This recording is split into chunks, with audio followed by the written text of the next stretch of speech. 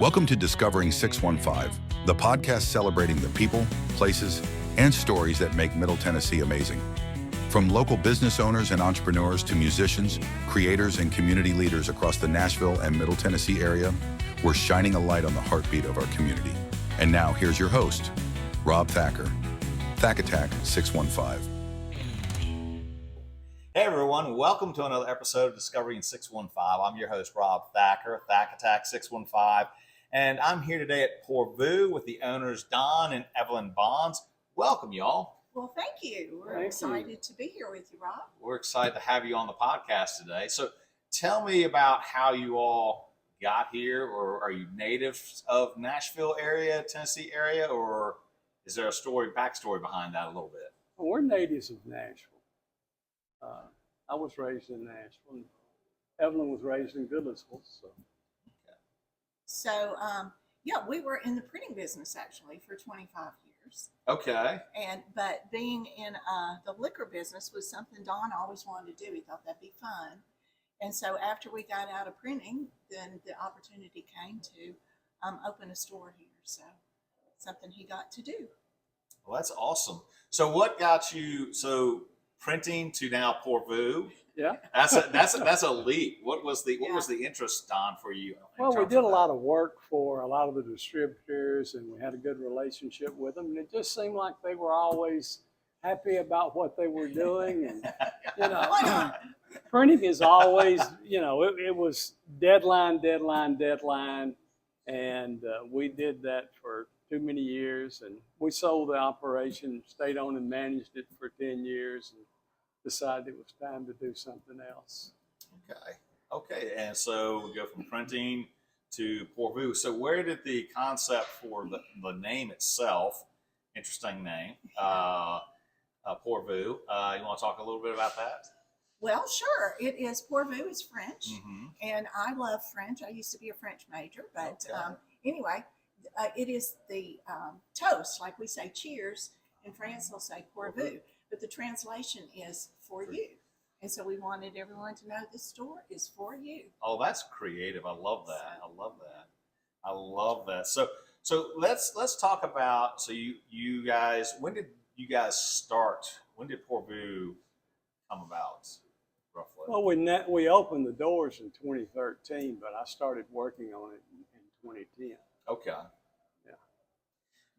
In terms of locations, did you guys end up looking at all different locations, or was this a location that you guys pretty much had in mind where we are today? Well, we looked at a lot of different. We wanted to build our own building on the property and the building. This one came up, and it's on the right side of the road for going home, and that's usually when people stop in a liquor store. So, we made a purchase really before we got the license. I had a contract on this property. Nice. Yeah, we wanted something with high visibility, and when you're opening a liquor store, you can't be within so many feet of a church or a school. Okay. So it did make, took a little time to find just the right place. Gotcha. So you opened up in 2013. So what have been some of the challenges and successes for Pour Vous? Well, there's always challenges in every business. It's securing everything that you need, the right equipment, the right shelving, the relationship with the distributors, and it's just a lot of things involved. We did a lot of preparation for square footage that we would need, and how much warehouse space we would need, and so that's been it. So with that in mind, then, so those are the challenges. What in terms of selection process with like who you guys go with, how does that take place? I mean, because I know right now you've got. I was talking with a friend who's in the business as well, and he said right now he's seeing more tequila being sold lately. What's up with that? You're seeing people making healthier choices, so you're seeing a bigger move to organic wine or foreign wine? And I know you guys have got a great foreign wine selection. So what are some of the things that go into that determination when it comes to selection? Well, a lot of it is what the customer requests. Okay. You know, we keep up with the requests that are made by our customers. We also study, you know, there's a lot of information from our industry out there on what the top products are in any classification. And we take a close look at those and talk with our distributors about the movement and so forth. And we want to have what the customer wants. But there's 500,000 products in this market. And in this store, there's about 25,000. So Wow. that gives you some idea of what is available. But every store is a little different. Well, I know you guys, when I walk in here, you guys have an amazing, not only selection in wine and foreign wine, but you guys also have an amazing beer selection over here. I mean, there are beers I see that you can't find anywhere else, which is amazing. Well, thank you. You know, when we started out, it was 2 stores. The law at that time, beer and liquor could not commingle. So we had 2 stores here, and the wall here was built to come down. And we had it down in 3 hours once the laws changed. Hey, that's forward thinking. Yeah. Don, that's great. That's great forward thinking there. But as he's mentioned, things change and tastes change, and you're right. Right now, tequila's growing, RTDs, canned cocktails. That's what everybody wants. What else is the? Well, there's non-alcoholic beverages are big, or they're growing. But the fastest growing part is the THC products. You know, they're growing at over 100% over last year. Now, for people that don't know what the THC, what does that THC stand for? Oh, it's the hemp derived product. Okay. Delta 9. Gotcha. Yeah. Gotcha. Well, that's fascinating. So you're seeing evolution in terms of the way alcohol and things change. You guys see that firsthand in terms of what people want, the taste. It's a constant change. So what if I put you on the spot for a moment? What is, in terms of your wines, what do you see in terms of your wine selection being the biggest sellers right now? Well, California wines is still the biggest product that we sell, but for the import market, Italian wines are higher. They're a bigger portion than any other country. France probably comes in second there, but then there's wines from all over the world. There's wines from South America and South Africa and Germany, and it's just a lot of New Zealand. Yeah, New Zealand. Yeah. Are you guys still seeing too with like, so tequila's on the rise? What about in terms of, is bourbon? Obviously, we live in bourbon, just south of bourbon country. Are you still seeing a big market with bourbon as well? Or bourbon's on a decline a little bit. Okay. There are several of the major distributors have shut down production for a short period of time. Really? And we're starting to see some reduction in prices. That always catches up with it, because when they produce a product, it's a long term. You know, usually it's a minimum of 4 years in the cast. Some of those products are 18, 20 years in the cast. So you're doing a lot of planning in advance. Yeah. You're continuing to build supply when it goes down a little bit, and you've got to move that juice. So it's a change. And there is a difference between, for folks that don't, there is a difference between bourbon and whiskey, correct? Yes. And what is that difference? Well, there are several different differences, but in the U.S., bourbon can only be made in the U.S. Okay.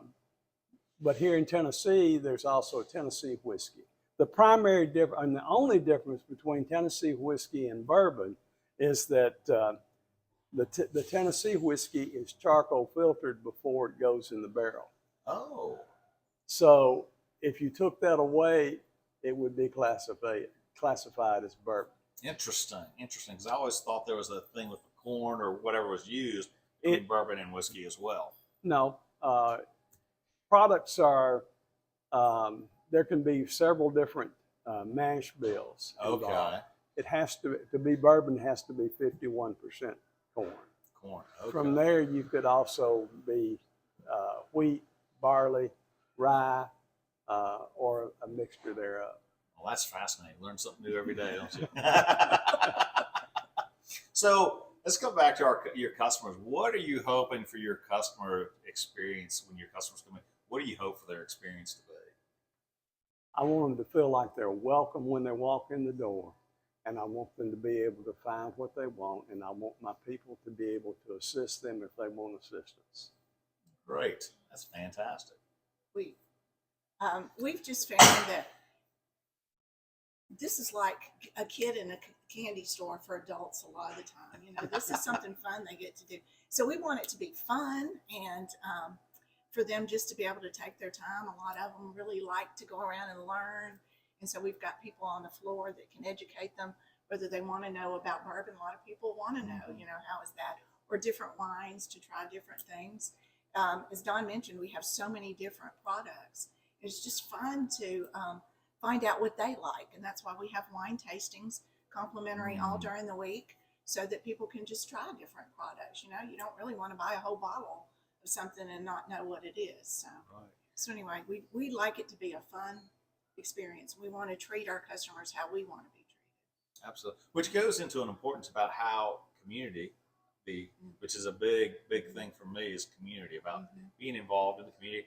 So how has the community received Pour Vous, and how do you all give back into the community? I know at times I see my friend Andre from Andre's Barbecue out here. So I see you guys work with food trucks, and that's part of the community. Wonderful. But talk a little bit about that too, in terms of just community. Well, we're all about community. I mean, that's our customers. We live here. We live 4 miles down the road. So we do like to get involved and help with different fundraising events for the nonprofits. We also carry a lot of local products, Nash collection hats and different foods. And then we have TriStar. We have 615 hats. Oh, wow. And again, you know, partnering with people like Andre and other food trucks to give them exposure. So. That's awesome. That's awesome. That's great. That's important in our day and age about community. I feel like we've sort of lost that a little. So I always like hearing these stories about community. So, well, also, you know, like with any small locally owned business, that gives the flavor to the community. And so we want Nashville and Hendersonville and 615 to continue to be a destination for out of town people. And if you just have all big box stores, then there's no reason for someone to visit. Right. So a lot of our customers bring their guests when they're visiting for the wine tastings and everything, and introduce them to us. And they're just really wowed, because a lot of places, they don't have stores like this. So that's awesome. That's awesome that you guys are able to do that. So let's ask this question too. Any thought of what the future of Pour Vous, anything changing or staying the same or branching out more? Or I don't think we have any plans to increase or anything at this point. We just, you know, we want to continue to grow our market and invite more people in. yeah. And too, when you had said you guys feel like it's all feels like family too, people bringing it in. Pour Vous, why would you do that unless you had the opportunity to, right? And you thought about it. It was a good idea. That's awesome. So what advice do you all give for someone who's thinking about getting into this industry? This industry? Yeah. Or maybe any industry. Well, any industry, anything you need to research it. You need to build the relationships with the people you're going to deal with as far as distributors and so forth. And you need to have at least 2 budgets, a best case budget, a worst case budget, and make sure you can live on the worst case. Gotcha. That sounds like great advice. And then in terms of people getting into this industry, I mean, same thing, or? I don't really have any additional. I mean, if you're interested in this industry, then you know you've got to find the right location, the you don't want to go to an area that's too saturated. Mm, You know, that's all part of it. that's a good point. It's a great point. It's a great point. So, where can people find you besides coming here Yeah. and saying hello? Yeah. Are you all have a website, Instagram account, any social media that you all have out there? All of that, Facebook, we have Instagram. We do have an app, and you can do curbside ordering Oh, wow. and come and pick it up. DoorDash delivers. Okay. And yeah, we're, of course, Instagram and Facebook. So, And I'm assuming the social media is Pour Vous? Pourvou.us. yeah. Pourvou.us. Okay. Good to know. Great to know. Well, thank you all for coming on this episode of Discovering 615. It's been fascinating. I've enjoyed our conversation. Well, thank you. We're honored that you would want to talk to us. So we appreciate it. Great. And be sure to follow Discovering 615 and share this episode with someone you know. Thanks for tuning in to Discovering 615. And as always, find your place, find your people. 615. God bless.